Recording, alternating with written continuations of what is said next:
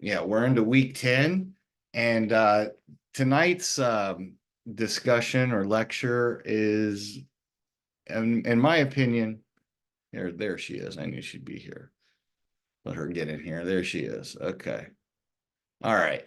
So Anne is here. Good. So tonight's lecture, I'm glad everybody's here.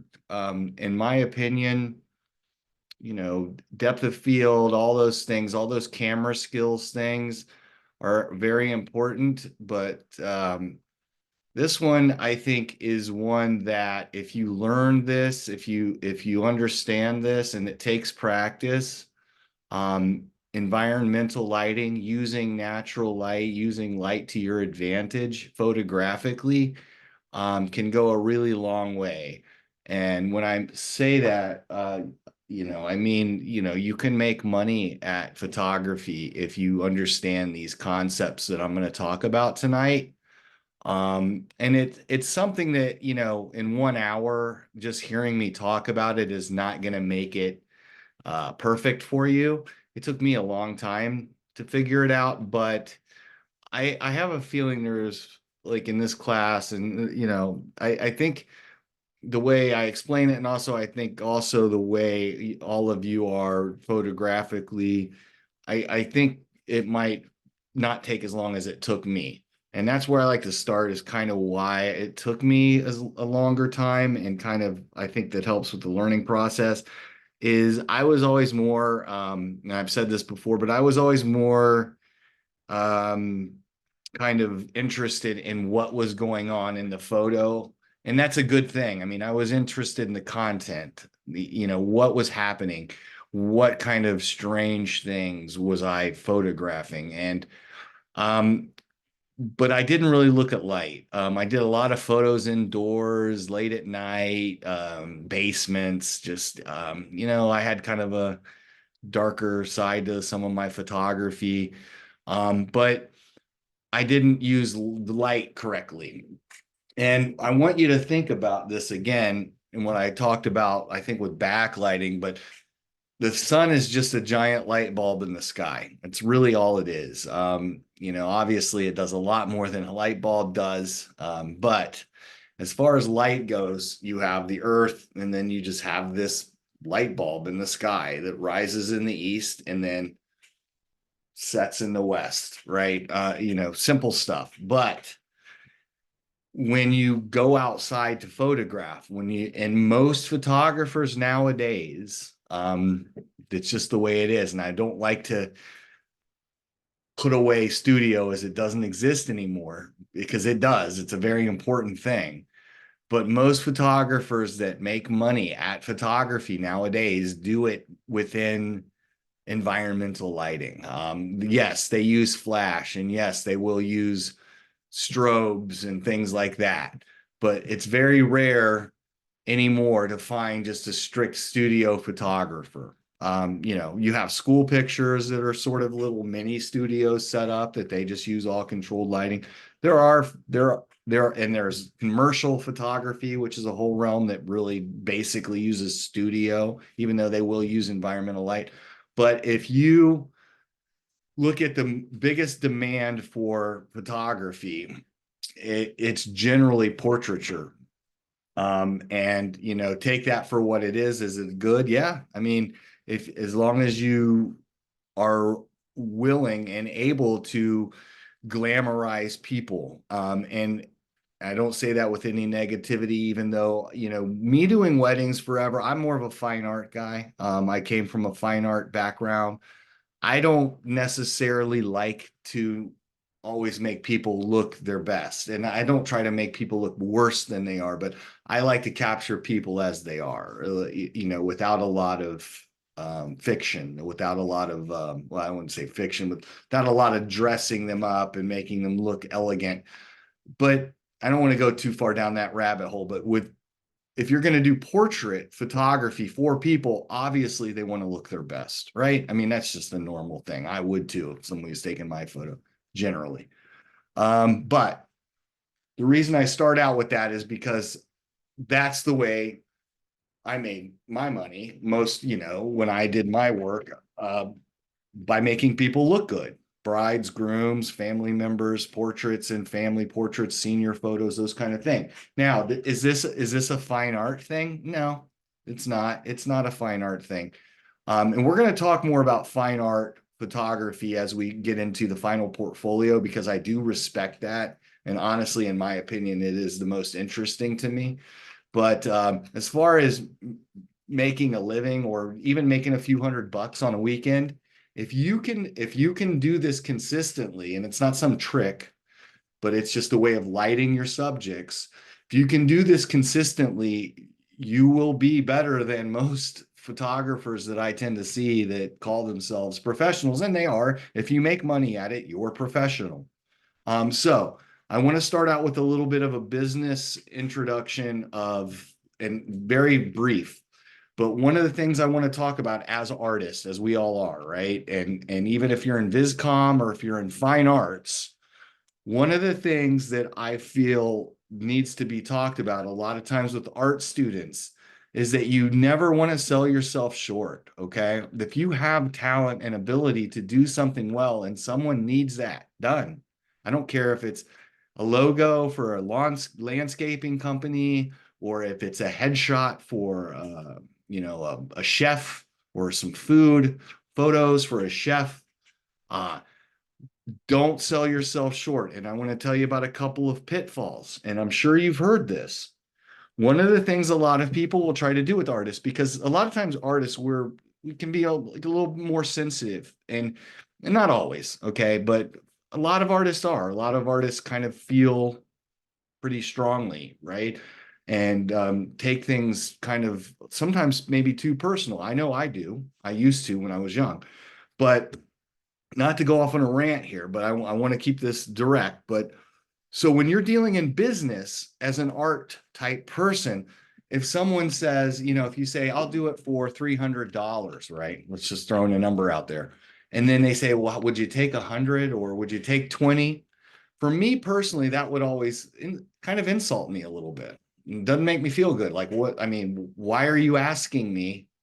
If you, and this is assuming they already kind of knew the price, right? They already knew it was 300. I had it on a website or something like that. It was already kind of set. It wasn't like just out of the blue. I start to wonder, why are you devaluing me? And that kind of thing, you can't let that get to you personally, right? What you have to learn how to do is say no. You just say no. I won't do it for that. Even if it's a friend, okay? So friends and family, a lot of times we give deals to them, and that's okay. But I would still even charge friends, something. And make it worth your while. One of the things I've noticed with photographers, young photographers, is they'll go out and they'll do jobs for $20 or $30. And if you think about the price of equipment, like what I have and what you generally would want to have as someone doing a professional photography work, you're talking thousands of dollars, right? Plus your transportation. There's a lot that goes into it. It's not just your time. So you have to think in those terms, right? So make it worth your while. And honestly, even if you're not where you feel 100% confident in something, $100 an hour is not that expensive, okay? Because you have to think about photography. If you did like a portrait session with someone, and $100 an hour is actually cheap. It sounds crazy if you say that to somebody, but you got to think you're only going to be working for about an hour with them on the shoot, and then maybe another hour of editing. And always charge for your editing too. That's your time. Don't forget about your editing, okay? Because that counts as your time as well. Okay, so if anybody has any questions about this, just butt in. I know this is kind of common sense stuff, but the last thing I want to tell you or share an experience with you, I used to photograph bands a lot, okay? Like just local bands in Dayton, and I had a lot of friends in bands too, and that's great. And I would photograph sometimes free if I could just go to the show. And this was when I was younger, but then I started to hear a lot from bands like that. I didn't know the people. And here's a common theme that I would hear. And I wanted to know if you hear this as an artist as well. Can you do it for free or do it for cheap or whatever, free, cheap? And think of it this way, it will be good for your portfolio, or it will give you exposure, right? I'm sure you've heard that. And the thing about that is you can get paid and it still goes in your portfolio. And you can charge $500 or $1,000. And guess what? You still get exposure because you can put it out there as they're your photos, it's your artwork. So never buy into that. Hey, it will be good for your portfolio. That's just my opinion. Okay. Don't let that be something that drives you. Oh yeah, it'll be good. You can sit at home and do photos of in your yard for your portfolio. And if you did food photography, say for a chef, and they said, hey, can you just do this for me as a favor, and I'll give you photo credit on the website, that's not enough. It's just not. So you get photo credit because they're your photos, right? And you get photo credit even if if it's a paying job. So just keep that kind of stuff in mind. Unfortunately, I can't really teach like the whole business side, but never sell yourself short just because you might be desperate and you need money. It's really in the long run, you get kind of stuck in that price range if you're not careful. So, all right. Does anybody have any questions or comments about that, or any experiences they want to share, or anything they can think of? Okay. All right. We'll keep moving forward. So the reason I bring that up is because, like I said, this today, I'm going to explain this the best I can in video, and it's really the same as in class. I can be a little more animated there and move around, but the first thing is we got to look at the direction of the light, okay? And we've talked about this before. And what have I said in the past? The best light, and I'm going to say it again, is side light. All right. And yeah, that's Greg Holston saying that. Who am I? Does that mean that that's always the best light? No. But as a rule of thumb, side light is going to be your best light. Now, how strong it is and how, when you talk about portrait lighting and half the face is dark and half the face is light, that's not really going to fly with most people. But side light where half the face is lit and it just kind of gradually gets a little darker and has shadow, that can be good lighting. Okay. So side lighting is generally the where to start. Now, what does that mean if you're outdoors? If you're outdoors, how do we figure out where the light's coming from? I know some of this might sound like first grade stuff, but how do we figure out where the light's coming from? I'm going to shut my door. My wife just came home. But how do we figure out where the light's coming from? It's very simple. We just look at the shadows on the ground, right? It's the easiest way to do it. You look and say, okay, the shadows are being cast this way. If the shadows are being cast this way, then the light's over there, right? I mean, that's a pretty simple concept. That's one of the first things as a photographer. If you go out on a photo shoot with somebody, say Cox Arboretum or Weggers and Gardens or whatever, first thing you do is look at the ground and see where the light's at. Where's the sun coming from? Okay. And once you figure that out, then start looking at, let's do some side light. Let's try some side light. Then the next level of that is what I am going to call right now reverse high 45. Okay. Now, if you did the portrait assignment, and that's why we do that, one of the reasons, and why we also do backlighting is reverse high 45. That's my term. You're not going to find that in the book. It's just the opposite of high 45 from the front. It's back high 45. Okay. So what it means is instead of the light being 45 degrees up from in front of your subject on their subject's face, which gives you good lighting. You can do photos outdoors like that. You can do that high 45 outside with the sun coming this way. But better yet, if you can find the right scenes for this, is the sun behind the subject at a 45-degree angle. Like if I'm looking at you and you're taking a portrait of me, the sun is behind me, up there, behind me, shooting down at a 45-degree angle behind me. And I'm going to show you a lot of examples. That's all we're going to do today is look at a lot of photography, some of my stuff, but not professional stuff, just stuff I take of my wife and my kid and stuff. And I do that for a reason, because it's not real highbrow. It's just showing you can do this in your yard, or you can do this just going outside and positioning yourself. It does not have to be super highbrow. Let's go somewhere like a country club or anything like that. Okay.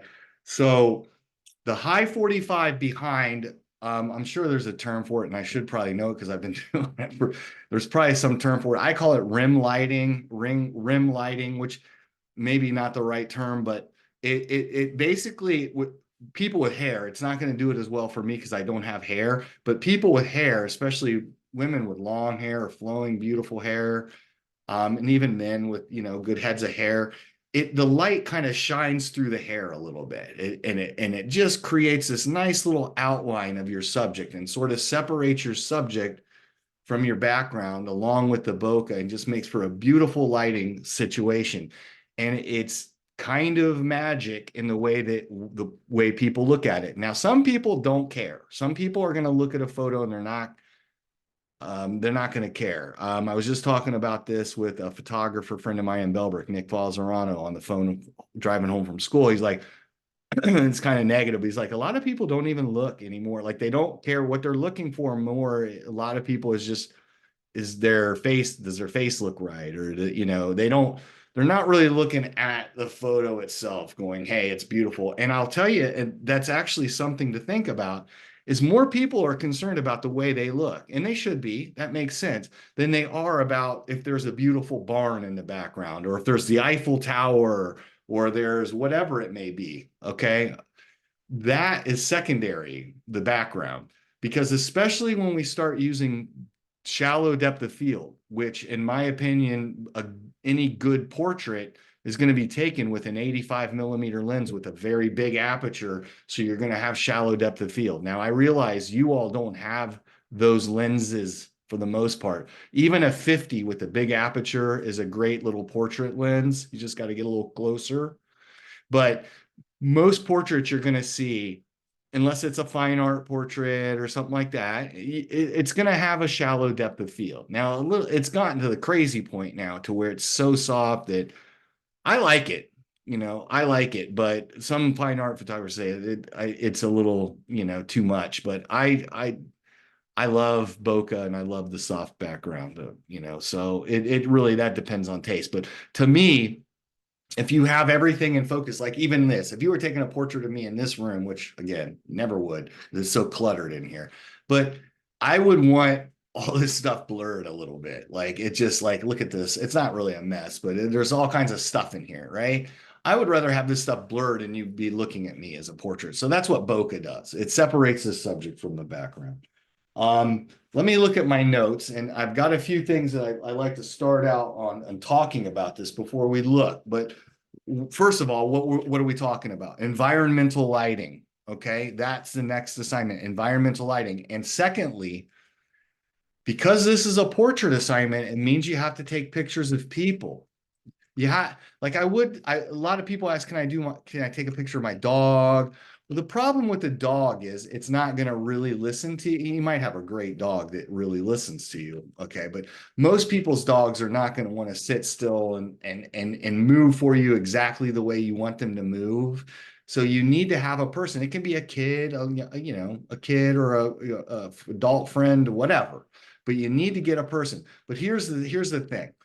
I'm going to give you 2 weeks to do this, okay? As opposed to, I mean, actually, it's more than 2 weeks, because you know, this Friday, what's due is backlighting. But it's not going to be due next week. It's going to be due the week after, okay? And we're going to figure out a way. We'll have the doll kind of come after that, and shadow play kind of. So you might have a couple of weeks to do all those at the end. These last 3 assignments, I kind of space out a little bit more. And here's the reason why. Because I know you have to maybe get a person. Okay, that's one thing. The other thing is, I want you to do this in different lighting, not really different lighting situations, but different backgrounds in different areas, different times of day. But the times of day are going to be about the same. But I don't want is, oh, you found the right lighting, and then you take 30 photos of a person maybe going like, you know, this. And I don't think anybody in this class is going to do that. But I want you to just mix it up a little bit. If you want to use some different people, that's great. if you have access to people that are willing to pose for you. But I want to give you a little extra time so that you can maybe, hey, plan. Plus the weather's getting nice. Now this is the time to do this. You know, the sun's going to be out. It's going to be warm outside. You can spend some time outdoors and do this. You know, hopefully in the next couple of weeks, we'll have a few warm days here in there. Okay. So that's another reason. So 2 weeks, it's not going to be due next Friday. It's going to be due the Friday after. All right. So let me find my notes here. Hopefully there they are. Okay. So environmental lighting in your book. Okay. Chapter 8, and I know chapter 8 is probably the most important chapter in this book, in my opinion, again, but it's using light. All right.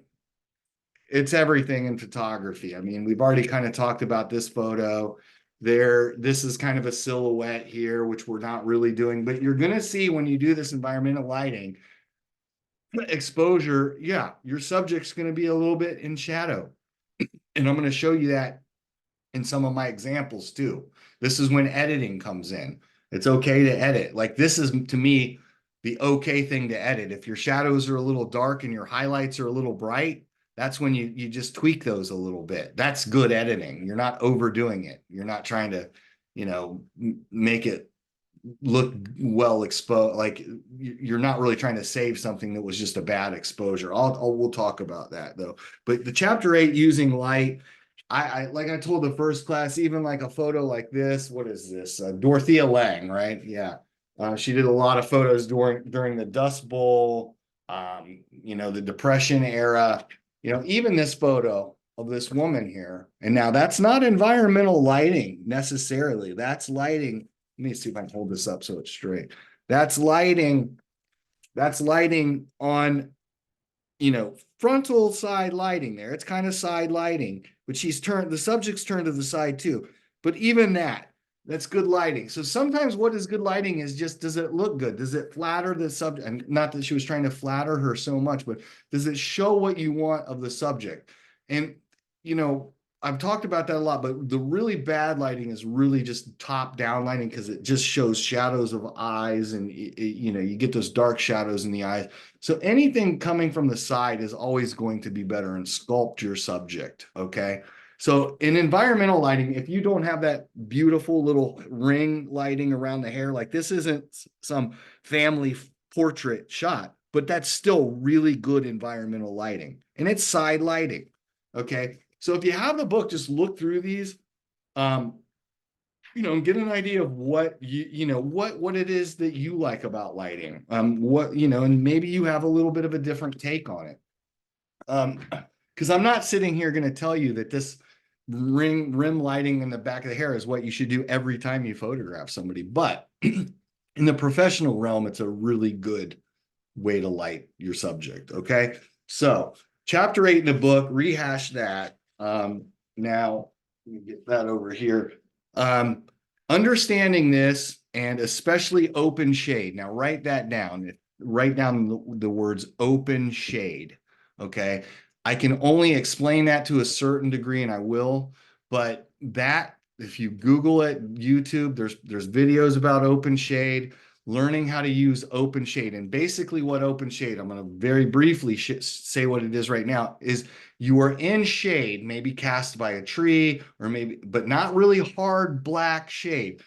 Okay, so it's not like you're under a picnic shelter in the middle of a park and the sun's everywhere else and you're in that dark under that roof. Open shade is like the edge of shade, where shade starts to just, it's where light meets shade. Okay, generally. And if it's really harsh shade, a hard black line, it's not going to work because you're just going to have just like a really hard line on somebody. But if you have a soft, diffused shade where you can put your subject in a lighter shade, and I'm not talking really dark black shade, but just shade under a tree or something like that. And I'm going to show you some photos of that. And then you have light in your background, that's open shade. And it's a very, very good thing to use. Light in the background and shade kind of maybe across. It's very good shade. So look up OpenShade if you really want to learn this. Like that's a very good thing to learn how to use OpenShade. It takes practice on the OpenShade. The lighting part without the OpenShade doesn't take as it takes practice too, but it's not nearly as it's not nearly as like variable as OpenShade is. So I'll get back to OpenShade and why it's a good, and I'll just tell you why it's good. If your sun is kind of right up top in the sky and you're trying to shoot and you don't want to just go out in the middle of an open field and just have the sun beating down. So if your sun is just in a bad position, but that's what you're shooting because that's your job, you need to go find OpenShade. And that's when OpenShade works because it starts to sort of block the sun out a little bit and make it look a little more flattering on your subject. So let me ask you this. I asked the first class, and you don't have to answer. I mean, whatever, if you want to, you can.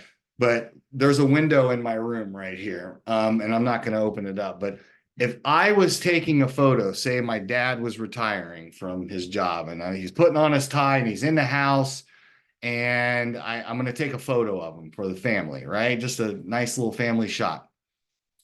Would I be better? First of all, if you're in a room in the house, please find a window where sunlight's coming in. Okay. Get rid of your curtains, let the sunlight come in. Okay. Secondly, now would I want to put dad right in front of the window like this, and I'm over here photographing to where the window light was right behind him? Absolutely not. Right? That's going to look terrible. It's going to look like those bad examples of backlighting that we had. If you had a flash, it would work, but it's still kind of just not a good idea. If you're going to photograph indoors, first thing you want to do when you go into a building, whatever it is look for those windows and find those windows. And then get your subject, work dad for right now, and have dad here. Okay. And we just got to pretend this window's open and photograph so the light's coming in from the side and touching the side of his face and his shoulder here. That's going to be better light. So if you're ever on a job photographing, the first thing you want to do is look for all the good places where there's side light if you're indoors. Okay. And hopefully it's daytime. If it's nighttime, you're just going to have to use a flash and lighting. All right. Hopefully that makes sense. So if you understand this stuff, it will take your photography to a level, and I sincerely mean this, where you can do it professionally. At least you can get started and understand it, and you can start putting up a portfolio of portraiture online and making money at this. And again, I know that's, it's not fine art, but it is a way of making money. And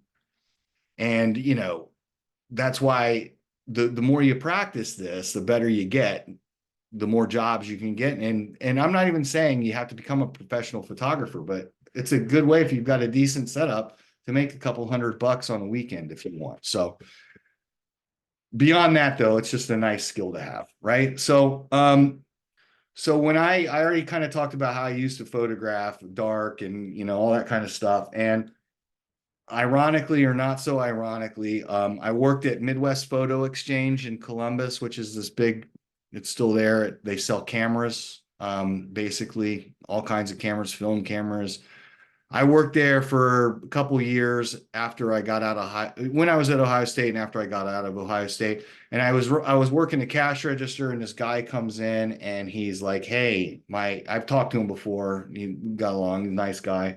He says, "Hey, my assistant could bailed on me, right? And this was on a Friday, and he needed somebody on a Saturday, and for a wedding. So I was like, yeah, I'll do it. So he paid me, and we went. And after that, we just got along really well, worked together really well. So I kept working for him for it's been it was a long time, from 04 to 2018 or 2019. I've done a little bit with him, but quite a while, right? And this is the reason I'm saying this is I learned more about lighting in that 14, 15 years doing weddings and portraits than I ever did at Ohio State.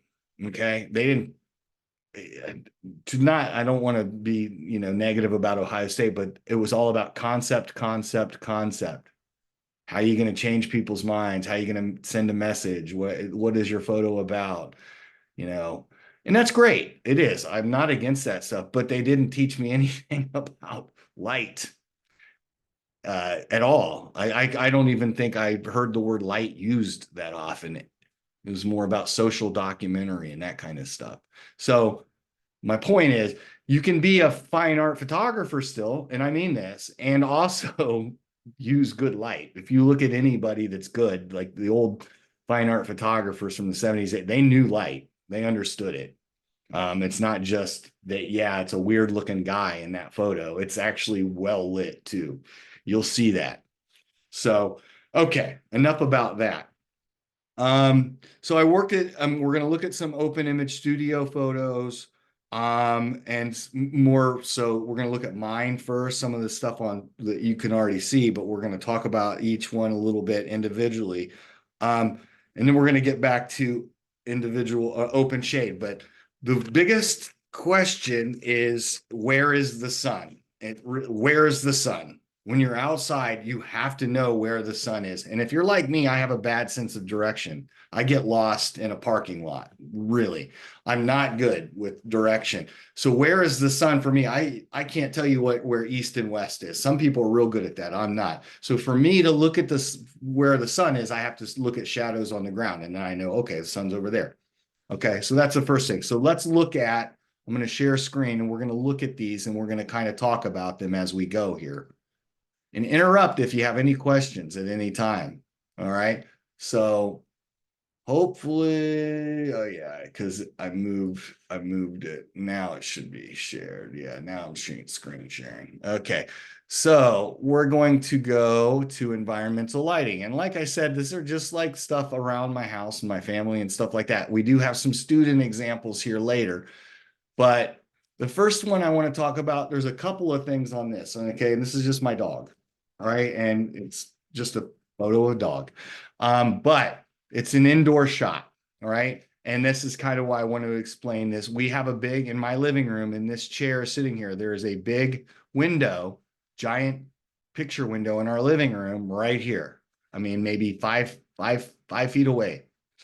And I just turned the chair, and Skippy was sitting up in the chair, and I kind of, acted like I had a treat, right? And then got his ears up because he's always interested in treats, and took the photo, but it's side light. Now, the other thing I want to talk about, obviously you can probably see the side lighting, right? Again, there's better pictures of dogs than this one online. I get that. And I'm my own worst critic, right? But it's side lit, and it works for me. Now, the other thing is, look at how soft the background is. And you guys all probably know how small pugs aren't big dogs. There's not a lot of distance from his nose to the back of this chair. So I have a really shallow depth of field at f1.4. That's a giant aperture. And I want to show you a mistake that I made in this photo. With that giant of an aperture, that depth of field falls off so fast that even a pug with probably the shortest, flattest face of all dogs, the depth of field falls off so quickly that I had focused on the end of his nose here. Okay, I have focused on the end of his nose here. And by the time it gets back to his eyes, my focal plane is on the nose, but by the time the depth of field falls back onto his eyes, they already start to get a little bit out of focus. And you can see it barely, but like you can see his eyelashes here, it's a little bit soft. So the first rule when you're doing portraiture of animals, dogs, people, is look for this catch light in the eyes. Look for that. Look for that catch light in the eyes. It's always the best thing to look for, and you're going to see it with side lighting. And when you see that catch light in the eyes, focus on that. Use your focal autofocus system and focus on that catch light in the eyes. That will, because it's just the nature of psychology. When you see a photo of something or someone alive with eyes, you really want those eyes to be in focus. Now, does that mean every photo that's ever been taken, the eyes are? No. I mean, there might be reasons why you wouldn't want to, but generally in a portrait, you want to focus on the eyes. Okay. So look for those catch lights. My depth of field was so shallow that by the time the plane of focus got, or the depth got back to his eyes. It was starting to already go out of focus. It was soft, but it doesn't look bad. From a distance, it looks fine. Okay, so that's side light indoors. Okay, now we're going to go to the next one. Now, this is just a quick snapshot of one of my son's buddies from a cookout in my mom's backyard. Okay, and what I wanted, I said, hey, Max, man. Okay, and here's what I want you to understand is Max was actually turned to his right. Okay. He was actually turned to his right when I said, hey, Max, turn towards me. Have a look at me. And let me take a photo of you, buddy. And he did. And, he's got a real thick head of hair. And, is this the best photo? It's not really cropped that well. No, it's just a real casual snapshot in my mom's backyard. But what I wanted was this light, right? And this light on the shoulder. And this is what I'm talking about. This is environmental lighting. And again, this is amateurish at best, what I've done here, right? But this is the light. This is what you want to find when you're taking photos. Now, when are you going to get this? You're not going to get this at high noon. You're not going to get this when the sun is up high in the sky. This was probably about 5:30 p.m., something like that in the summertime. It was in July. Probably it might have even been later. It might have been at, it might have been 6. I don't know. 7, but the sun is low in the sky, golden hour stuff. So there's one point about this that I want you to be aware of, and I'm going to stop share and tell you, when you do this environmental lighting thing, you have to understand you're not just an observer as a photographer. Okay. You are the director. You are the creator of this image, and don't feel shy about, and do it in a nice way, right? You don't want to be like, hey, do this. But you need to be able to tell your subjects to move, like maybe turn this way. And I promise you, it's as simple as sometimes it's as simple as Max, like I said, was turned this way, and the light was kind of more, going, hitting his face. All I said was, Max, turn this way. And then all of a sudden the light was beaming in right there on the shoulder and there, just from him going from here to here. And he wasn't even posing for me. I mean, he was looking at the swimming pool, and I was like, hey, just turn this way. My point is, when you go out and do this environmental lighting thing, and you have whoever it is, your friend, your brother, your sister, your kid, whatever it is, tell them, hey, I need you to just turn just a little bit this way. Turn, get a little bit over here. Come over this, sit right here. Those kind of things. And get, have fun with it, right? Just have fun with it. But you have to have your subject working for you, working with you. Okay. So that's all on that. So we're going to go back to share screen, and we're going to keep going. Now, this one is one I like to talk about as far as exposure goes. Okay. Now, again, this is really a conundrum. Okay. In my first class, I asked them, what is kind of wrong with this photo, or what is kind of not so good about this photo? And the first person said, well, his eyes are shut. That's not good. Right. And I'm going to explain why I think it's perfectly fine in this. Okay. But first, that I said, no, it's not that. But yeah, sure, I could see somebody would say, yeah, his eyes are shut. Might be an issue. I said, what else? What about the exposure? And then I had a young lady say, well, it looks like your highlights are too bright in the hair. And I was like, bingo, I agree. The highlights are a little too bright in the hair. And I would even say maybe on Max they are too, that other one. But she's right. But here's the thing. The shadows are also too dark. This is a high contrast image here, just by the way the light is. And it's just the sun. There weren't a lot of clouds in the sky that day, so it's cast in very strong shadows. So if the highlights are too light, and I would have wanted to expose for the highlights more, I'm going to tell you what I would have had to have done. I'm at an 800th of a second shutter speed. Okay, right now, this was taken at an 800th of a second. ISO is 200. Ignore that. That's a good ISO. Okay. I'm at an 800th of a second shutter speed. I'm at f2.8. I'm already at about as big of an aperture as I want to go. I don't want to go to f1.4, and I'll tell you why, because that something will be out of focus here real quick, just like my dog, right? So f2.8 is a good safe aperture to do portraits. Okay. So why am I saying all this? What I'm getting at is, how would I have made my highlights darker? I would have had to have made my shutter speed like a 500th of a second instead, or a 250th or something like that, maybe a 500th. Okay. If I would have done that now, that maybe her hair would have been a little bit more golden in here instead of just white, but it's going to make everything darker in the image. So it's also going to make this even worse. These shadows down here are already too dark. So what's my point? My point is, what I did is I took an exposure sort of in between, where my shadows aren't too crazy bright, like so bright that it's blinding me. And my shadows aren't too crazy dark to where I can't see anything in there. I can still see a button in there. So now my point is, a lot of times what you want is somewhere in between the brightest highlight and the darkest shadow. You want a good overall exposure.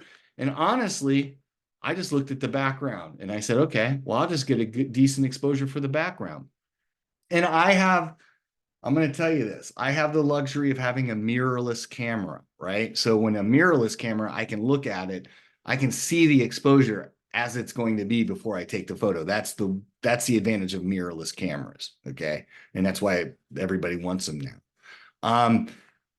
Why I turn that off is, I want to tell you, this is why Lightroom comes in handy. And the most used, and for me and most photographers I talk to, settings in Lightroom are these two settings: highlight and shadows.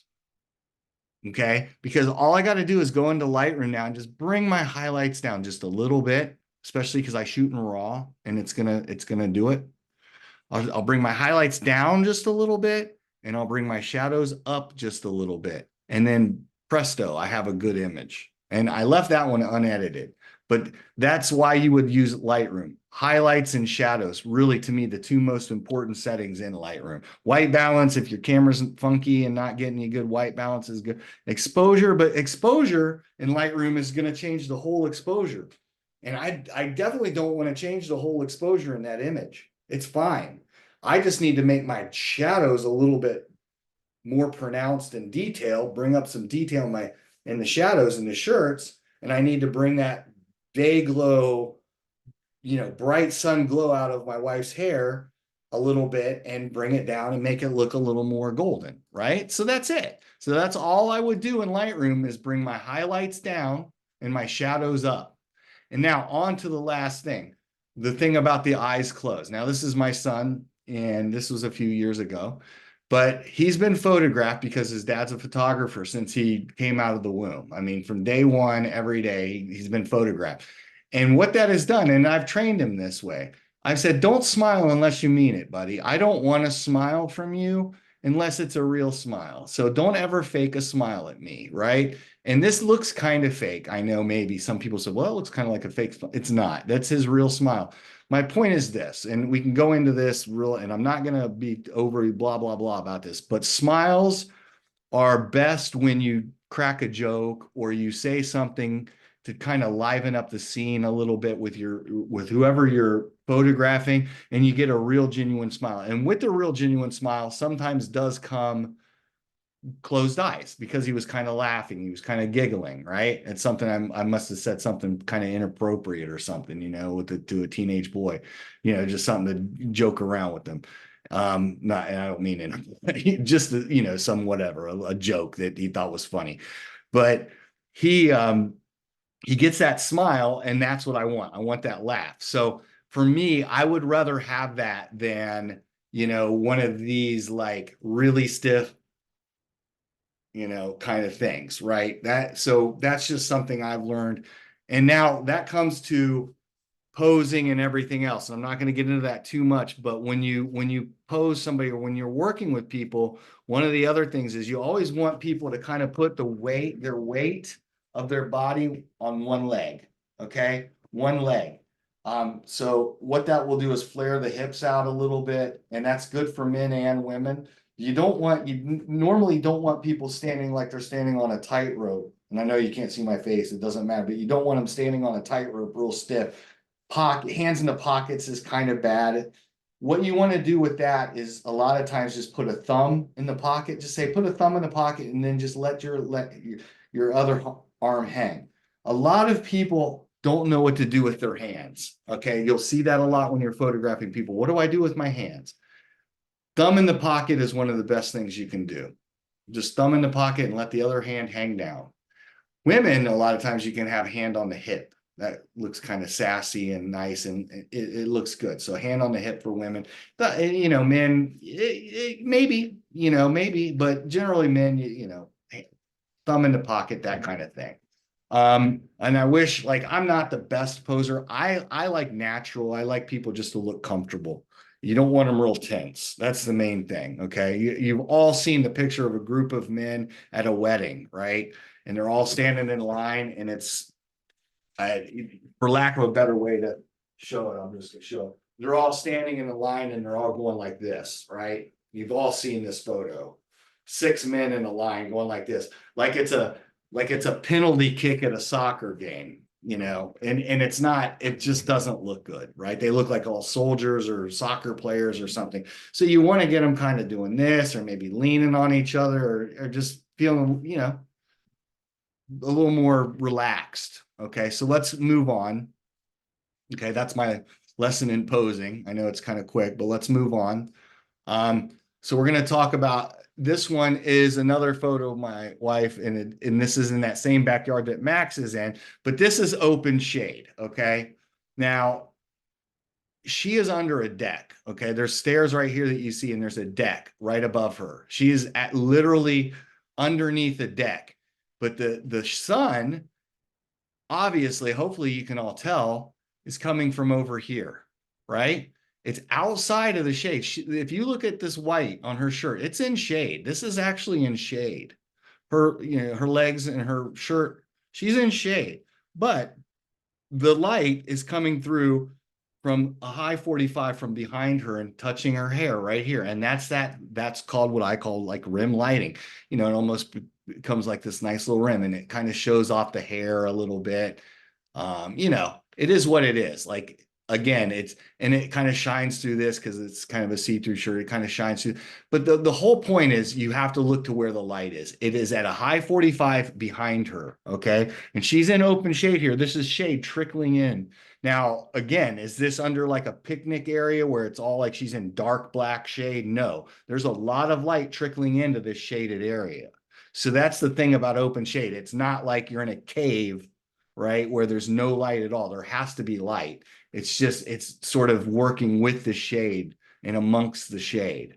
Okay. And please, if you have questions, just interrupt me. I'm looking at our, our list of students here. If you have a hand up or something. But now here we went to Mexico. We're photographing a wedding. And this was the other photographer. This is Nick from Bellbrook. He has a studio there. And open shade again. Okay. And again, it's one of these things. Can I explain it? Yeah, sort of. But why is this open shade? You can see the shade from this, and this is really specular hard light here, but there's shade from these overhangs, and you can see it touching her, hitting her legs here, and it's hitting his legs here. But there still, that light is on the top of his head and kind of touching her shoulder here and around the outside. So this is one of those things where they're not in direct sunlight, right? They're in kind of an open shade. And this is what you have to do if you have, and if you look at the shadows, this was pretty high sun. Like it's over here a little bit, and it was kind of high. So I just kind of blocked it out. So there's no magic button to this to where the light's always going to be the same way. But I will say this: if there's anything even close to a magic button, it's this, right? Where it's high 45 behind. If you can do this, you're going to be good all day. But this one is actually a little different, where the sun is kind of coming from this angle, but it's still side light.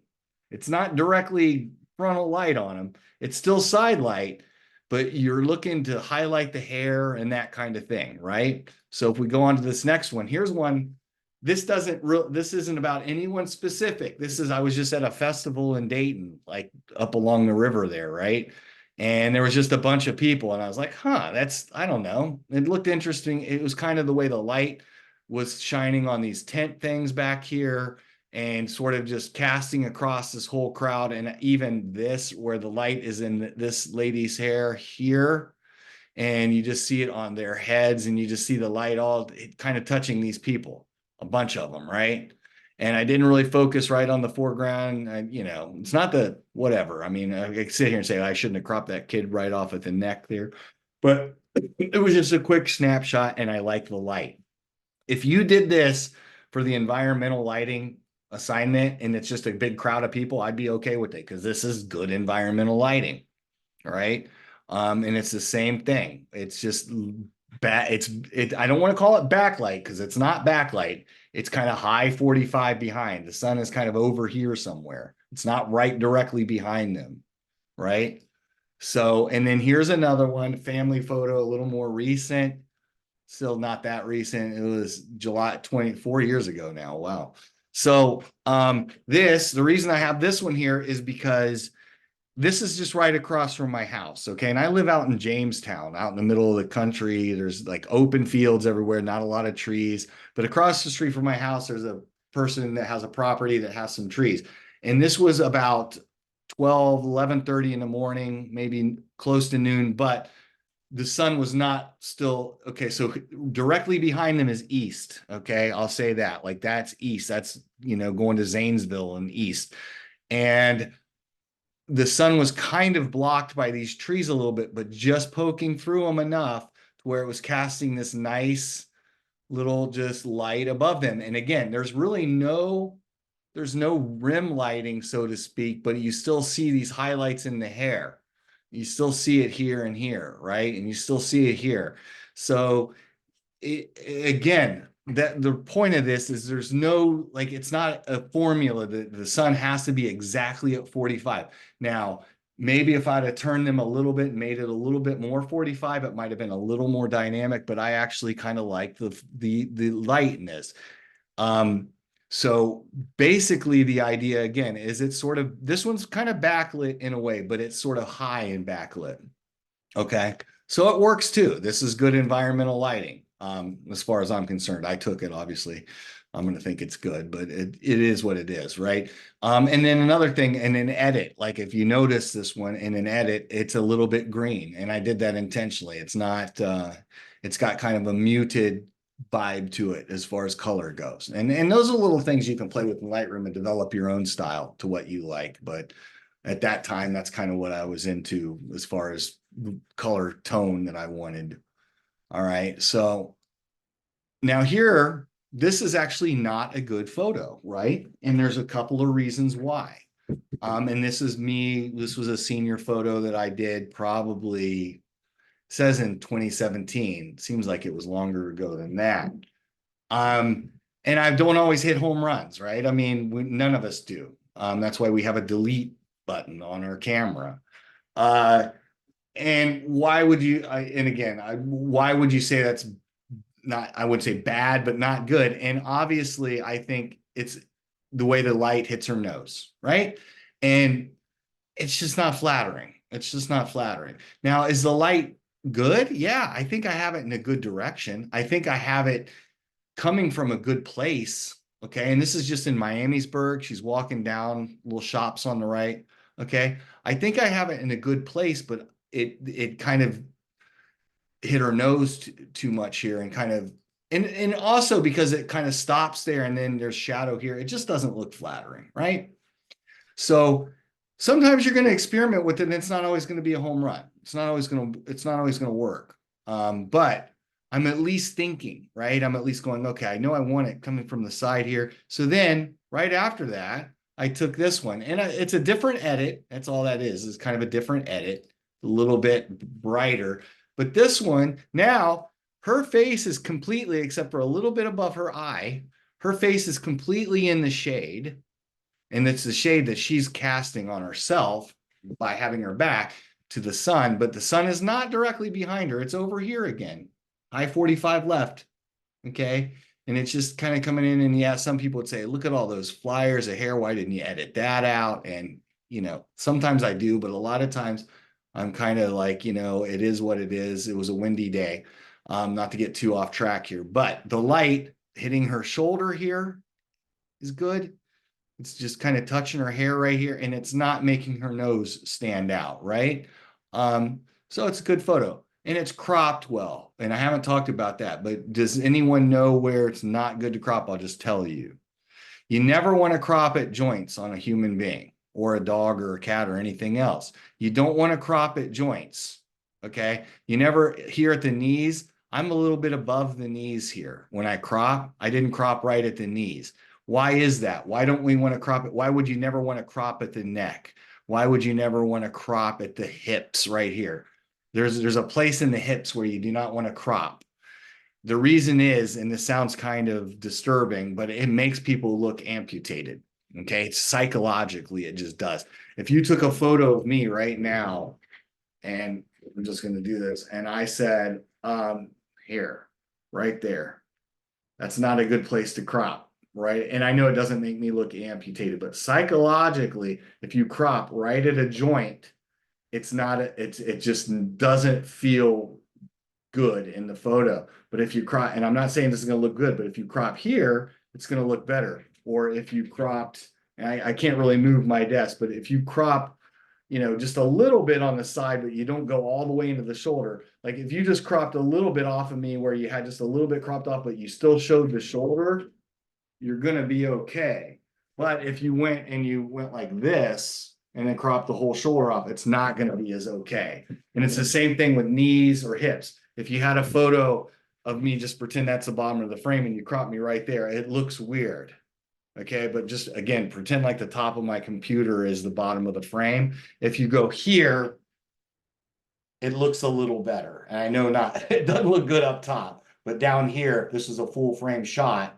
It would look better here because you've cropped below the hips or somewhere in between. So you always want to kind of crop in between joints, okay, as a rule of thumb. All right, so let's go back to this and then we'll get out of here, okay? Let's go to here. Okay, so now, I'm going to go through these a little faster. This is just still in Mexico. Here again, this light is sort of up to the right. Same thing, a high 45 to the right, and you can see it shining off of his hat here. I used to use a little bit of clarity filter, a little bit more than I would probably use nowadays.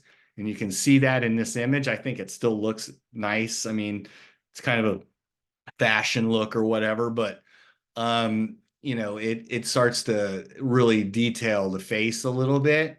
She was kind of, out of focus, which was fine. I actually really like this photo. But the light here is upright. Okay. Right here now, this is the same pier, but I just turned. It's that simple. Like here, I'm facing to the left.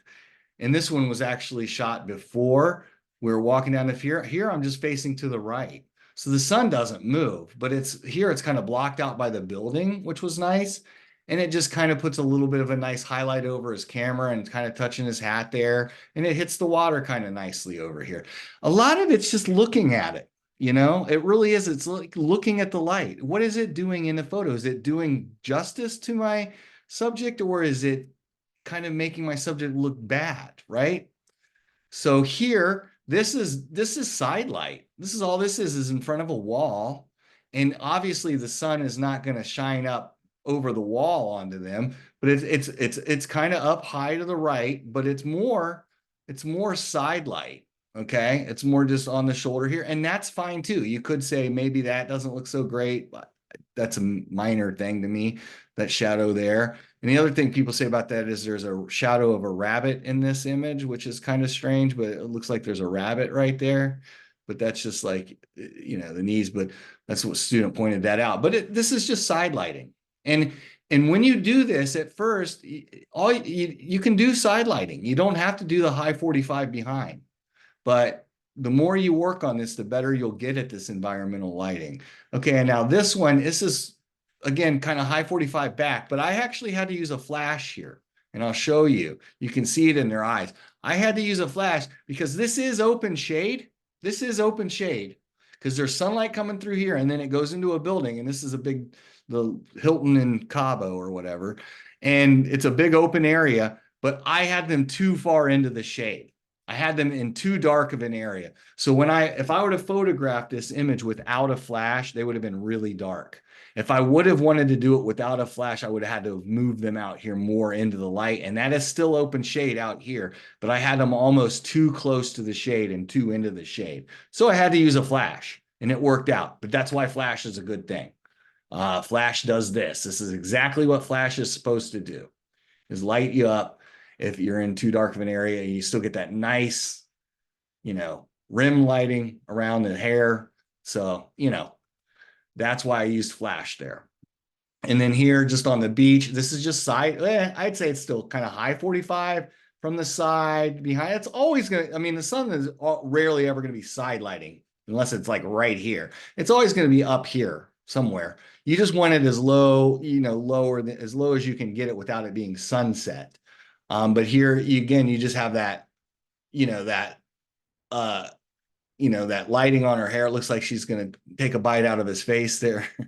But, it's just a side light, right?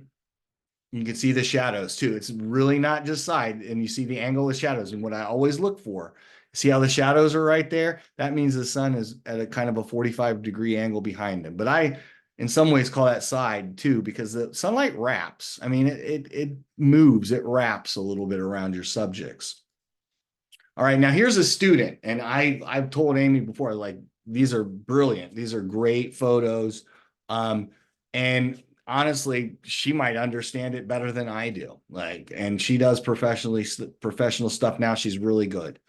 And what I love about this image, again, I like this. She didn't care about the hair either.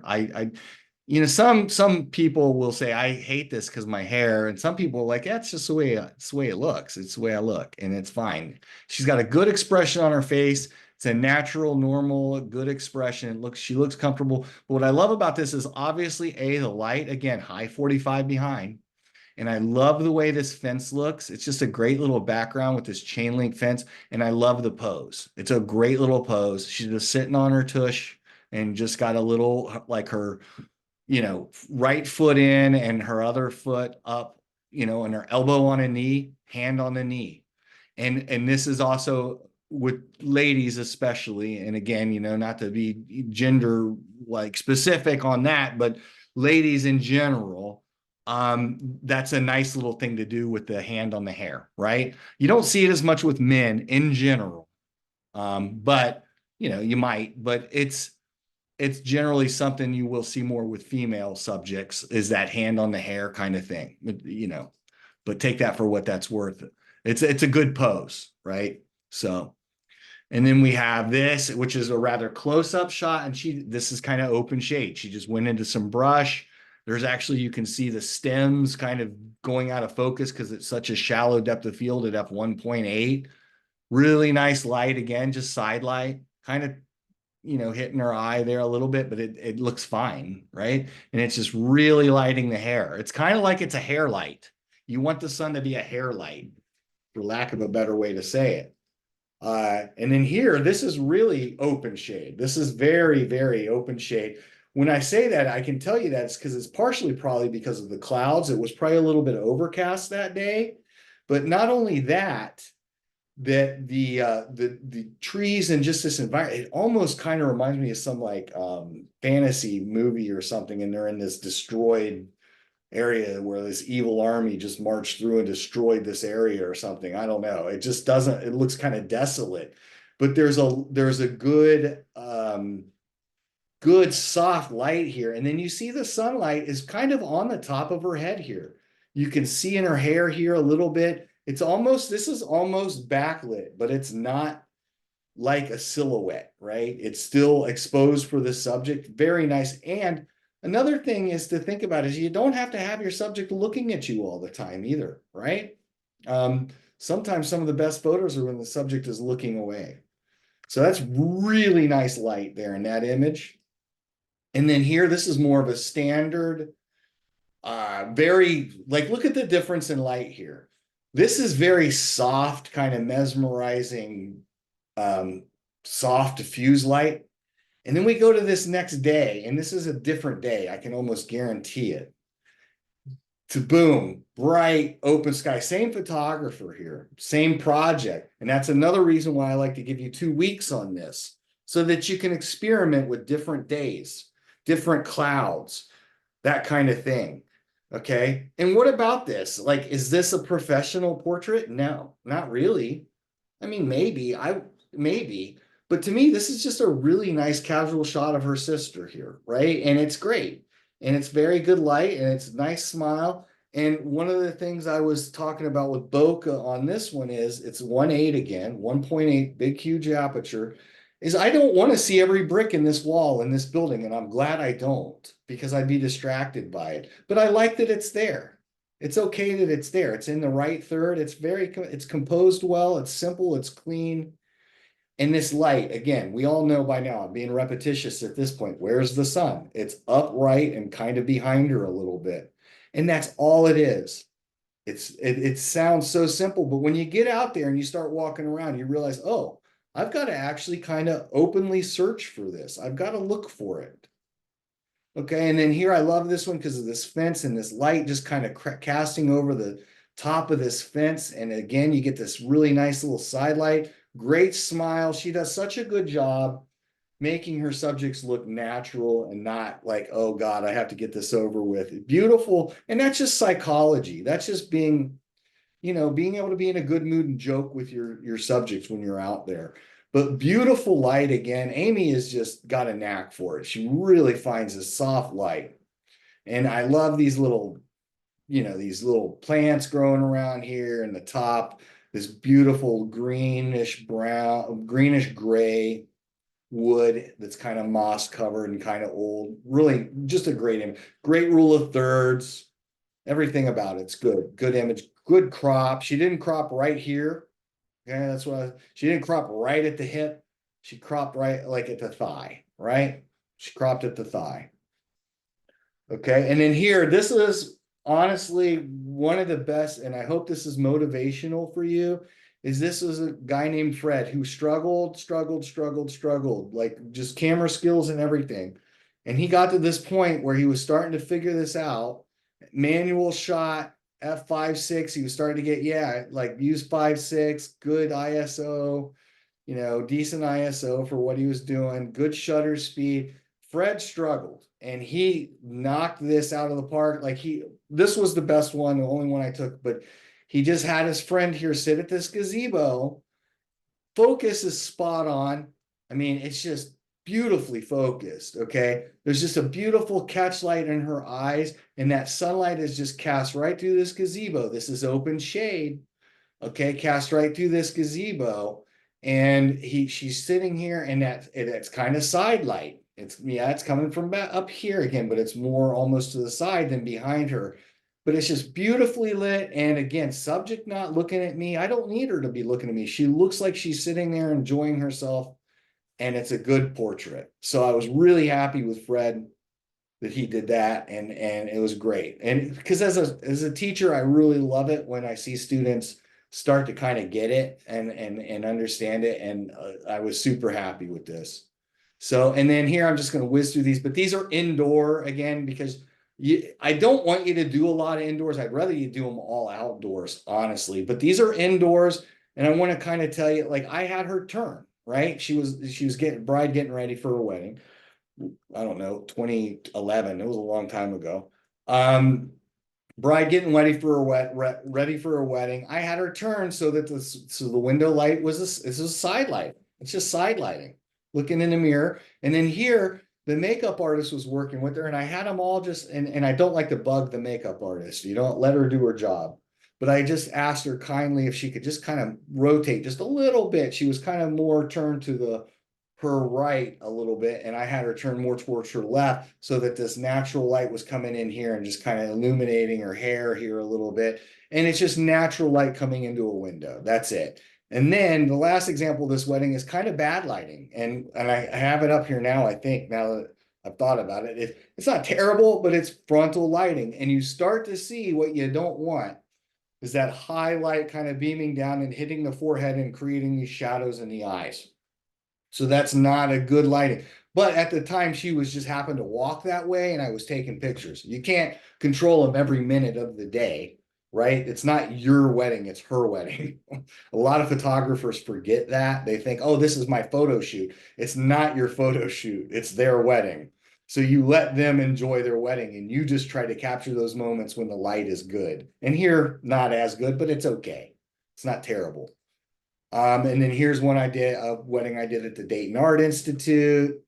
And again, it's just that high. And then I used to do a little bit of color in my edits. I don't do that as much anymore, but and then here's a sepia toned one, but same idea, right? It's just light back and you can see it. You can kind of see it glowing through here, right? And then this one's a little different. It's kind of over here, but again, it's kind of touching her hair here, right? So that's the idea. I think you understand this. It takes a little bit more than just and this was one of the first weddings I did on my own. This was in like this was actually in 09. I don't know why it says 11, but um this is just sort of higher light, but again, it works. And a lot of times, I hate to say it like that, but it just when you look at it, it works. And it's not a rule, but there are certain parameters that make it easier, and that's side and behind either side, but that will give you what you want. You don't want to just go out in the middle of an open field. Sometimes if there's no clouds in the sky, it's going to be really harsh. You can still do it, but you have to have that sun low. So here's some rules. You want it to be later or earlier, like not right after the sun comes up or the sun goes down before, but like right now would be a good time. 7 o'clock right now. The sun's still up. 6 o'clock. Okay, good time to do it. You'll see that magic light. And here's the thing, I know some of you do. You get out of the car and you just took a drive and you go, wow, this light just looks really beautiful. And we've all been there. And that's when you know it's time to take photos and use it to your advantage. It happens almost every day too. Some days, if it's just really overcast, it doesn't, but it happens almost every day. We have these little times of just beautiful light. And that's when you want to get your subjects out there. Okay. And I was trying to think of something that when I was looking at that photo that I was going to say that I missed, but I don't think there's, I want you to, I think I've already said this. I want you to, like, it can be the same person. I don't care. It has to be a person. And I want you to move around a little bit and go to different places. Does that mean I want you driving all over Dayton? No. It would mean like I want you to go to like Cox Arboretum or like Weggers and Gardens or something like that and walk around and find different backgrounds. But don't worry about the background as much as you worry about the light on your subject. That's what counts. Okay. The background, yeah, it should pull all together nicely. Don't put your subject right in the center every time. Use rule of thirds. Okay. You can get closer up.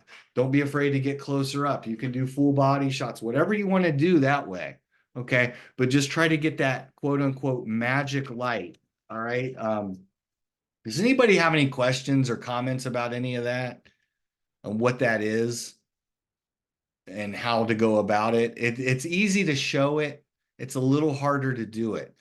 So even when you're out there, move your subject around until you see it, until it happens.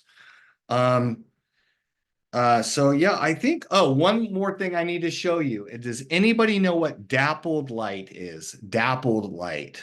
Anybody know what that is? You heard that term dappled light?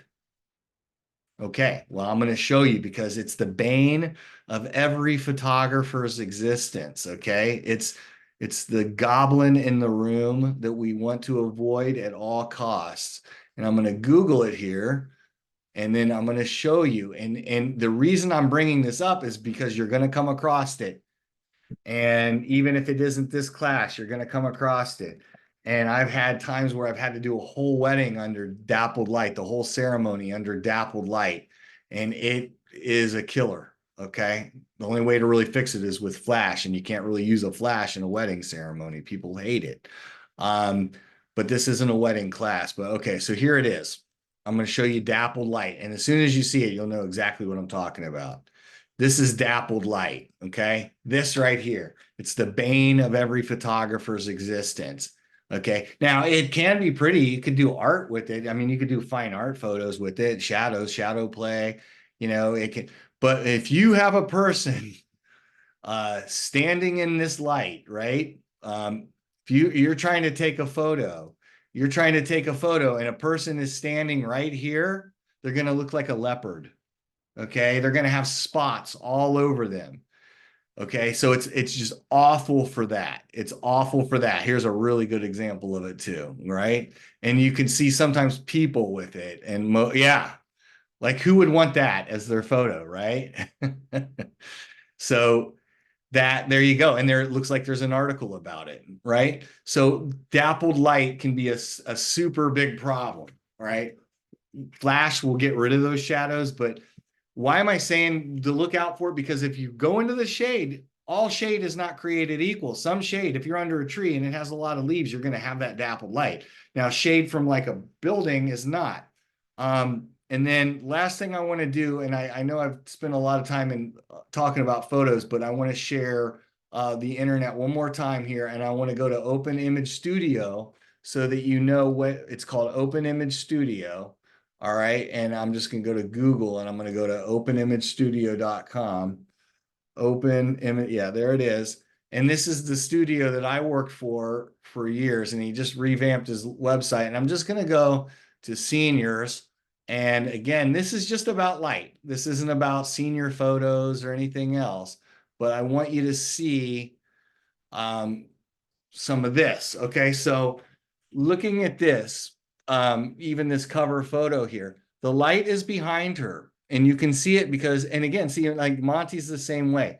We don't fret about little things like that because like she's such a beautiful young lady and everything. It's a great photo and you can see the light hitting her feet right here, or her legs and her feet. So the light is kind of coming in from this angle, but it's behind her a little bit.